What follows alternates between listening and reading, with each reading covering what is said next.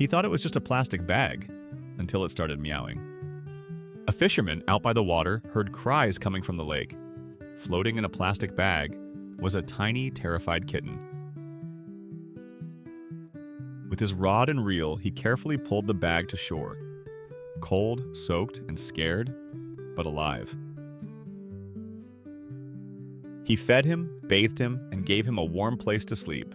That day, he didn't just save a life. He found a new best friend. Thanks to this hero, this cat has a loving family and a safe home. Don't forget to like and subscribe and comment if this story touched your heart.